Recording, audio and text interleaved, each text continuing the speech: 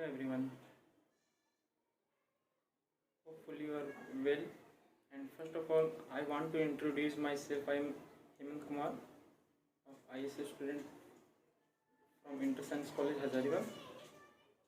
Today, now we will discuss about human skeleton, that is मानव कंकाल के नाम से आप लोग जानते होंगे।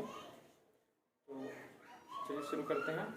सबसे पहले मैं बता दूं कि मानव कंकाल यानी ह्यूमन स्केलेटन को दो भागों में पहले बांटा गया है, जो कि फर्स्ट पार्ट को कहते हैं एक्सियल स्केलेटन और सेकेंड पार्ट को कहते हैं एपेंडिकुलर स्केलेटन। जो कि एक्सियल स्केलेटन में कुल 80 बोन्स होते हैं और एपेंडिकुलर में टोटल 126 बोन होते हैं। आप यदि आप जोड़ते हैं तो दोनों का समेशन 206 होता है। तो आज मैं सभी का पोजीशन और काउंट करके बताऊंगा। तो सबसे पहले कि एक्सियल स्केलेटन जो होता है वो कमर के ऊपर का हिस्सा को कहते हैं, जिसमें कि हमारा सबसे पहला स्कल आता है, खोपड़ी, और स्टर्नम बोन आता है और रिब्स बोन आता है और वर्टिब्रल कॉलम आता है, जिसमें कि सबसे पहले शुरू करते हैं स्कल से। तो ये जो स्कल है हमारा, ये इसमें टोटल 29 बोन्स होते हैं, जो कि 8 बोन्स इस पोर्शन पे होते हैं। इस पोर्शन पे 8 बोन होते हैं। इसके बाद फेस पे अगर हम बात करते हैं तो फेस पे टोटल 14 बोन्स होते हैं, फेशियल बोन जिसको कहते हैं। इसके बाद एक होता है हवाइड बोन, जो कि जीभ से कनेक्ट रहता है, अंदर में रहता है, तो इसे तो दिखा नहीं सकते हैं। और 3 बोन कानों में होता है, जिसको इंसिकस, स्टेपिस और मेलायस बोलते हैं। 3 का पेयर होता है, 3 इस कान में 3 इस कान में। तो टोटल यहाँ तक में हो गया, टोटल 29 बोन हो गए। 14 और 8 22 और 3 25 और 3 28 और एक हवाइड बोन जो कि जीभ के अंदर, यहाँ तक 29 हो गए। इसके बाद हम चलते हैं वर्टिब्रल कॉलम में। तो वर्टिब्रल कॉलम में टोटल 29 हड्डियाँ होती है, जो कि इस पोर्शन को कहते हैं। इसमें टोटल 29 हड्डियाँ होती हैं। वर्टिब्रल कॉलम में 26 हड्डियाँ होते हैं। इसके बाद हम चलते हैं चेस्ट के पोजीशन पे।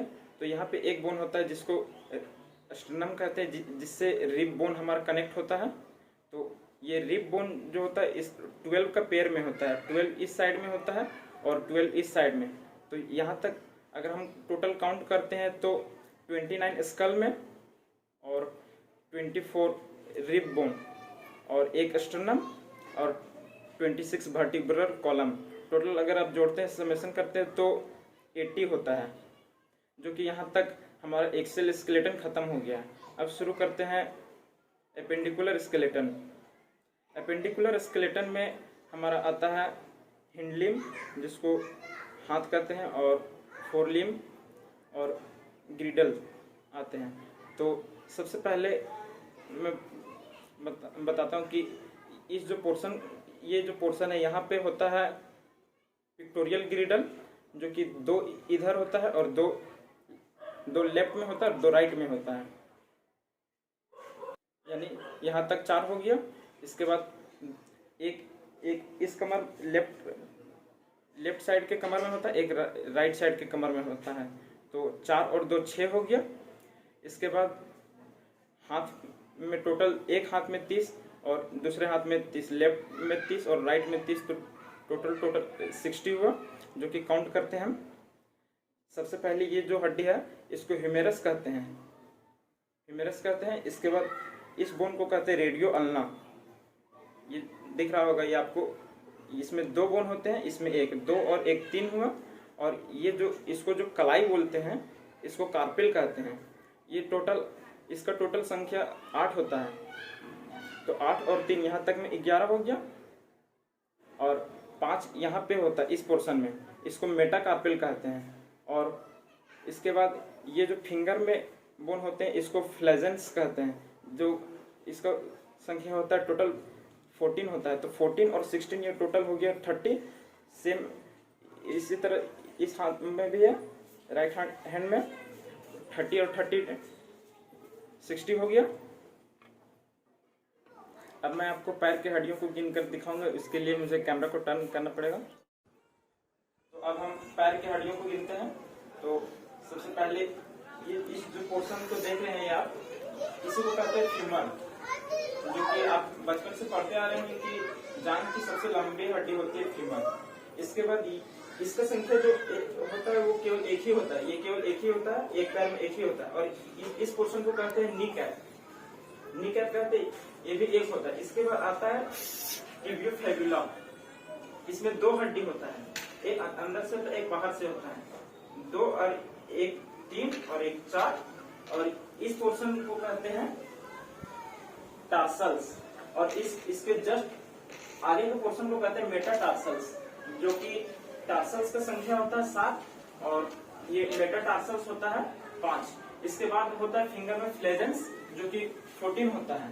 तो टोटल अगर आप जोड़ते हैं तो 1 1 2 2 4 4 और 7 11 11 और 5 16 16 और 14 30 इस राइट लेग में और 30 लेफ्ट लेग में। तो टोटल इसमें भी हो गया 60 और 60 हैंड में, दोनों हैंड को मिलाकर 60 और दोनों लेग को मिलाकर 60 हो गया 120।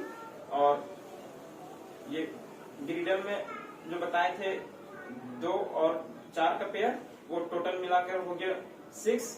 और अगर टोटल का समेशन करते हैं तो 6 और 120 इक्वल टू 126, जो कि पूरा एपेंडिकुलर स्केलेटन का पार्ट हो गया। तो आशा करते हैं कि आप लोगों को समझ में आया होगा।